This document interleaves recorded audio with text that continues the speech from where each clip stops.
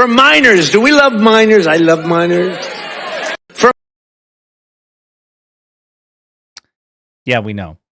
In addition to proclaiming how much he loves minors, Jeffrey Epstein's best friend, aka the sitting president of the United States, said all sorts of unhinged shit at a truly disastrous speech in Pennsylvania. This is the kickoff to Trump's economic and affordability tour as he desperately tries to reclaim the bullshit narrative that somehow he's good for affordability when, in fact, on his watch, the economy and inflation are struggling immensely and imposing struggles on the American people. As we speak, the speech is ongoing. It may last for another 2 hours, but I want to bring you up to speed on what was said so far. Again, in addition to the sitting president talking about how much he loves minors. Again, just apropos of nothing, there's Donald Trump, who loves minors, pictured next to Jeffrey Epstein, who also loved minors. So let's jump into some of the clips. Donald Trump is, again, trying to save face and trying to save his disastrous polling, and he's visibly confused. He's pathologically dishonest,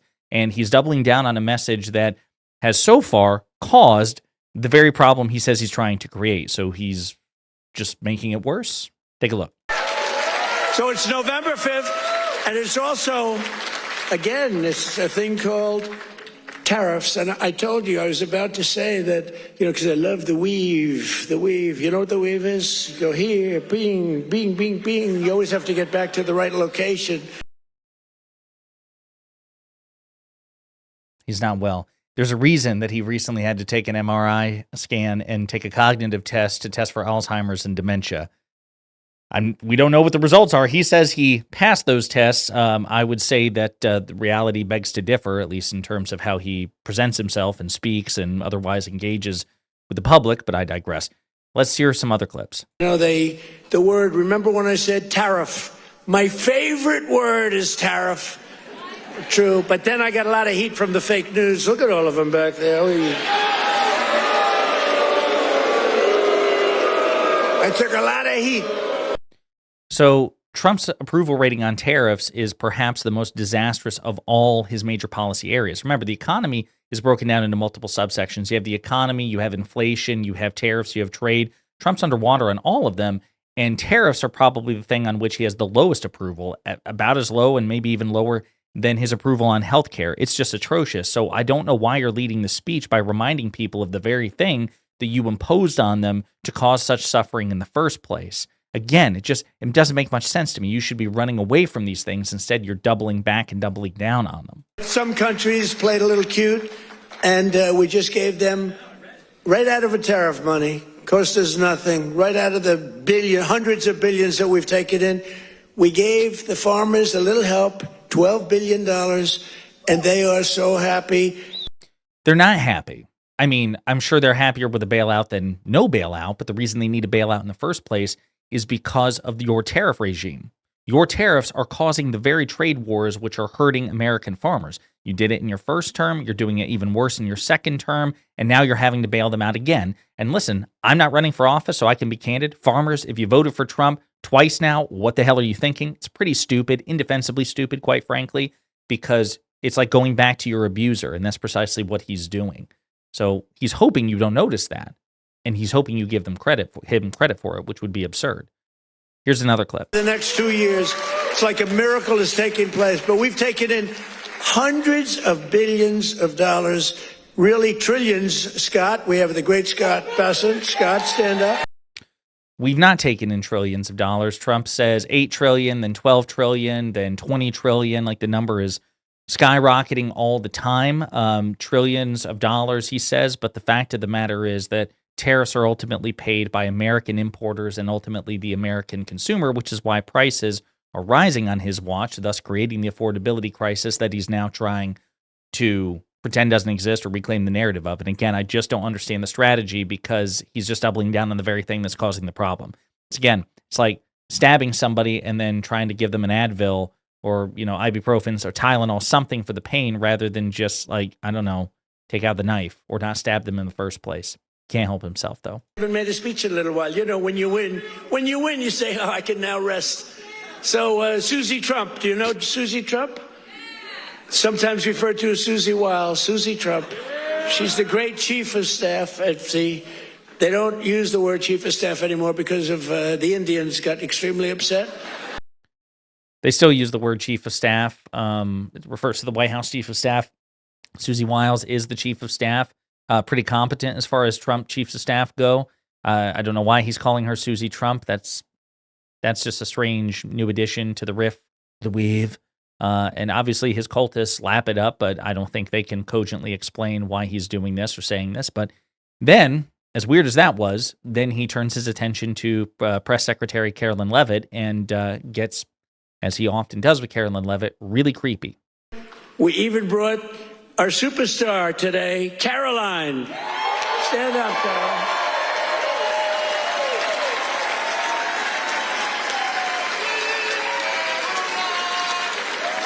Isn't she great? Is Caroline great?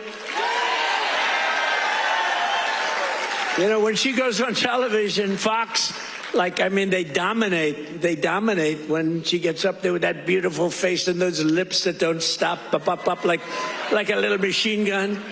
She's got no fear. You know why she has no fear? Because we have the right policy. Again, he often talks about Carolyn Leavitt's face and lips. It's really, really creepy. Not the first time. He's done it like 3 or 4 times now. Really strange. But he's a notorious lech and pervert. Again, former best friend of Jeffrey Epstein. So I suppose we shouldn't be surprised. If anything, we should be surprised that Carolyn Leavitt is an adult and Trump is saying that about her. And not his daughter, because he famously said repeatedly in multiple clips that have gone viral over the years how much he wants to have sex with his daughter Ivanka. So I suppose this is a bit of an upgrade. This is an adult that he's talking about who happens to not be his daughter. So I suppose we're making progress. Here's another clip. And they say, this election is all about affordability. Now, they never talk about it. Did he say this erection? What did he say? This election is all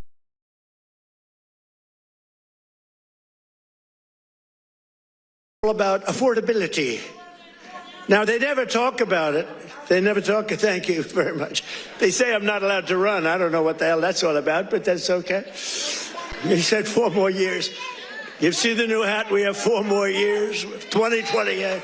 That would be the 22nd Amendment is the reason that you can't constitutionally run for 4 more years. But Trump has never been one to let the Constitution get in the way. He then turns back to affordability. Said, we'll do a friendly merger here. This is pretty good. And that's what we did. And we're right now drilling more oil than we've ever done ever before. Prices are way down. We just had 4 states. It was just reported that 4 states had $1.99 a gallon. So Trump has been saying that there's been $2 a gallon gas for 6 months. So he's just been lying his ass off about this every step of the way. And right now, as of this moment, gas is 7 cents cheaper. 7 cents, not 17, not 70. 7 cents cheaper than it was this time last year under President Biden. This is part of the reason why it's just not enough, right? This is simply not enough to persuade the American people, at least so far. But that's our message. They gave you high prices. They gave you the highest inflation in history, and we're bringing those prices down rapidly. Lower prices, bigger paychecks. You're getting lower prices, bigger paychecks. We're getting inflation. We're crushing it. And you're getting much higher wages. I mean, the only thing that's really going up big, it's called the stock market and your 401ks. And yet again, the polling for the American people says otherwise. They say they're not happy whatsoever.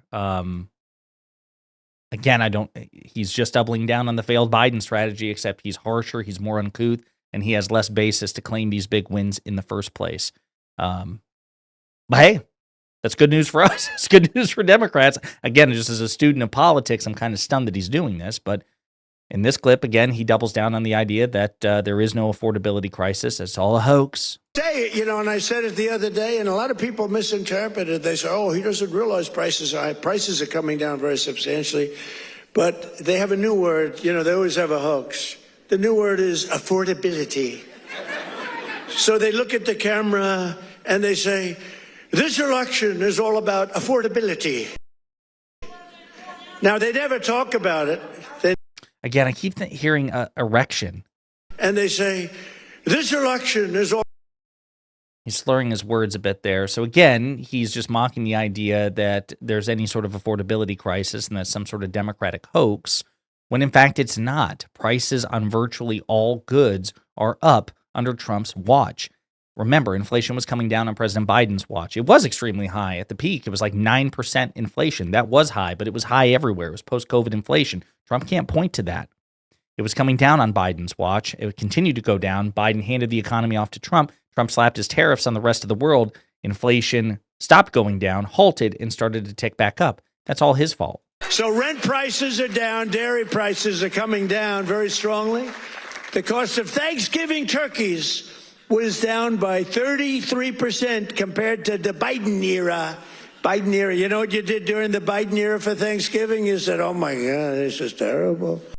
So again, just lying his ass off. 33%. He's just throwing numbers out of nowhere. So he's just no basis in reality. None. He's just hoping people don't notice. He says 33. I guarantee you in the next couple of tour stops where he's trying to make this case, he's going to take it from 33% to something else. He's going to say it was 40%. It's 40% cheaper than it was under Joe Biden. It's 76% cheaper than it was under Joe Biden. Europe. On day one, I ended the war on Pennsylvania energy. I just terminated something that was Europe. I terminated. So he basically has a small stroke in real time there. Okay, here's one. I was again stunned that he's going down this particular path, but Donald Trump lecturing people on what they need. This New York billionaire who's enriched himself to the tune of at least $3 and $4 billion since he has retaken the White House, off his crypto currency, his meme coin, his World Liberty financial ties, all of his crypto scams have made him an additional $3 to $4 billion, to say nothing of all the other deals that he's cut in just the most egregious acts of corruption. But everybody else, well, you need to start like budgeting your pencils. Got national security. We need, the one thing you need steel. You know, you can give up certain products. You can give up pencils. Because under the China policy, you know, every child can get 37 pencils. They only need one or two, you know, they don't need that many. But you always need steel. You don't need $37 for your daughter. 2 or 3 is nice, but you don't need $37. Notice how the crowd was just stunned into silence there. Like, not a lot of cheers after that. They're like, oh my God, you, a New York real estate billionaire who's enriched himself off our backs and off the presidency, off the people's house, are telling us how many pencils and dolls we should be able to buy for our children.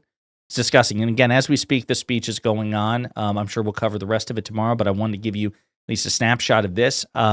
If this is how Donald Trump is going to message on affordability, intuition tells me, and it seems to reason based on the tone and based on the tenor and based on the substance, that he's only going to make his approval rating on the economy even worse, certainly with independents and Democrats, if not MAGA Republican cultists. There you have it, folks. Total shit show. In the meantime, let me know what you think in the comments.